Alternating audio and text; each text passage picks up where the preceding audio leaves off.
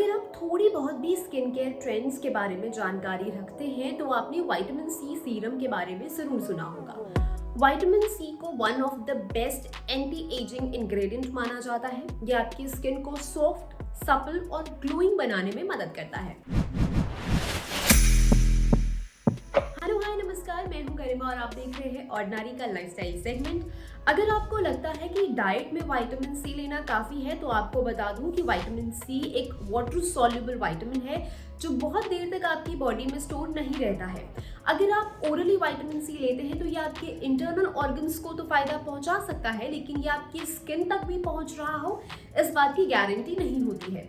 इसलिए vitamin C serum या फिर टॉपिकल क्रीम्स की जरूरत पड़ती है। विटामिन सी आपको क्रीम, सीरम्स और जेल की फॉर्म में मार्केट में मिल जाएगा। आपको अपनी स्किन टाइप के और ज़रूरत के हिसाब से अपना प्रोडक्ट चुनना है। मैं personally vitamin C serum use करना प्रेफर करती हूँ क्योंकि ये लाइट वेट होते हैं और आसानी से स्किन में अब्सॉर्ब हो जाते हैं। ये एक एंटीऑक्सीडेंट की तरह काम करता है। ये तो हम सभी जानते हैं कि स्ट्रेस, पॉल्यूशन और हमारे लाइफस्टाइल की वजह से हमारे शरीर में फ्री रेडिकल्स पैदा हो जाते हैं जो हमें नुकसान पहुंचा सकते हैं। तो विटामिन सी का इंटेक करने से ये इन फ्री रेडिकल से लड़ता है और उन्हें खत्म करने में मदद करता है। विटामिन सी सीरम के रेगुलर इस्तेमाल से ये आपके चेहरे का ग्लो बढ़ाता है। इसके अलावा ये मेलानिन के प्रोडक्शन को भी कम करता है, जिससे dark spots, uneven skin tone और पिगमेंटेशन जैसी परेशानियों को कम करने में मदद मिलती है।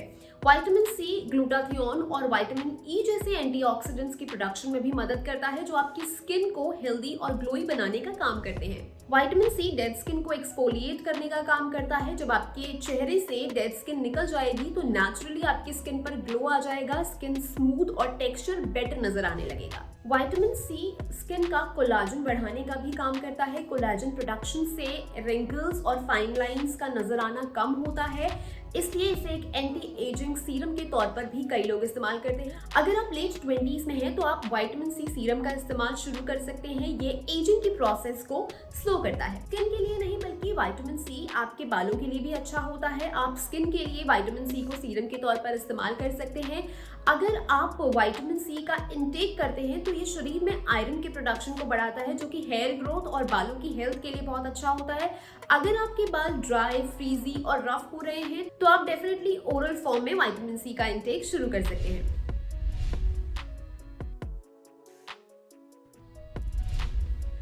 एल-एस्कॉर्बिक एसिड स्किन पर यूज करने के लिए सबसे अच्छा फॉर्म माना जाता है, लेकिन ये कम स्टेबल होता है और आपकी स्किन को इरिटेट भी कर सकता है। अगर आपकी स्किन नॉर्मल टू ऑयली है तो आप इसका इस्तेमाल कर सकते हैं, लेकिन अगर आपकी स्किन ड्राई है तो यह आपकी स्किन को ज़्यादा इरिटेट कर सकता है।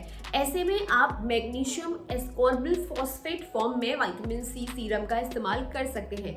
हालांकि ये कम स्टेबल होता है और इसके इफेक्ट भी एल एस्कॉर्बिक एसिड जैसे नहीं होते हैं, लेकिन ड्राई स्किन वालों के लिए ये फॉर्म ज़्यादा बेहतर रहता है। एक और बात जो विटामिन सी सीरम खरीदते समय आपको ध्यान रखनी चाहिए वो है कि जब आप उस विटामिन सी सीरम की पैकेजिंग देखें तो ये देखिए कि बॉटल ट्रांसपेरेंट ना हो, क्योंकि विटामिन सी सीरम धूप में खराब हो सकता है और ऑक्सीडाइज हो सकता है। इसीलिए आपने देखा होगा अक्सर जब आप विटामिन सी सीरम्स खरीदते हैं तो वो ओपेक बॉटल्स में होते हैं।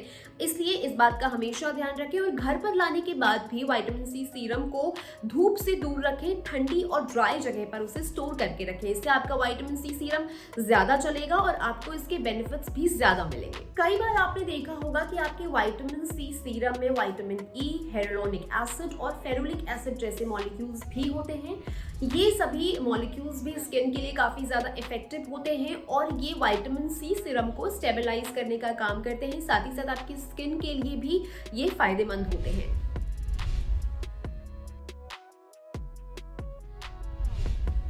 अगर आप विटामिन सी सीरम लगाना शुरू करना चाह रहे हैं तो आप 5 से 10% वाले विटामिन सी सीरम से शुरुआत कर सकते हैं। उसके बाद आप देखिए कि विटामिन सी सीरम आपको सूट कर रहा है या नहीं कर रहा है। अगर ये आपको सूट नहीं करता है, किसी भी तरह की इरिटेशन या इचिंग होती है तो तुरंत अपने डर्मेटोलॉजिस्ट से कांटेक्ट कीजिए। लेकिन अगर आपको ये सूट कर रहा है तो आप 15, 25 या 20% वाले विटामिन सी सीरम पर स्विच कर सकते हैं। विटामिन सी सीरम को हल्के डैम्प फेस पे लगाना चाहिए, इससे ये स्किन पर ज्यादा आसानी से अब्सॉर्ब होगा।